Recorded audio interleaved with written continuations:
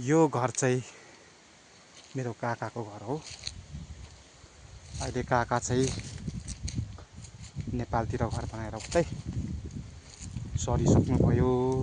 आधा परिवारभन्दा पनि धेरै चाहिँ उतै छ। अनि यहाँ चाहिँ अहिले मेरो भाइ छ, काकाको छोरा। एकजना साथी राखेको थियो, त्यो पनि आज गयो। अनि उहिलेको मान्छेले भन्थ्यो बाउ आमा भनेको चाहिँ घरको एउटा मुली मान्छे चाहिँ हुनु चाहिँ एकदम जरुरी छ भन्थ्यो। अहिले विचार गर्दा हो जस्तो लाग्छ। है किन भन्दाखेरि भाइ काममा जान्छ, यहाँ अम्लिसोको हालत यस्तो छ।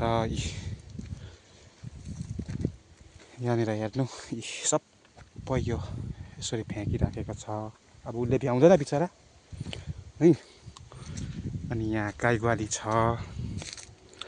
एक समय चाहिँ मजाले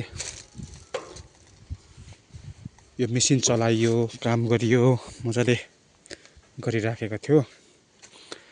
अनि अब अहिले चाहिँ एकजना भाइ छ, काममा जान्छ, कता जान्छ। गाई ग्वालीको हालत यस्तो छ। गाई एउटा छ, राम्रो खालको गाई। यता हेऱ्यो भने सुँगुर छ दुईटा, एउटा माउ छ, ब्याएको छ सुँगुरको बच्चा। र यो देख्दै गर्दाखेरि चाहिँ एउटा घरको मुली मान्छे चाहिँ घरमा हुनु चाहिँ अनिवार्य रहेछ भन्ने कुरा चाहिँ यहाँबाट पनि चाल पाइयो।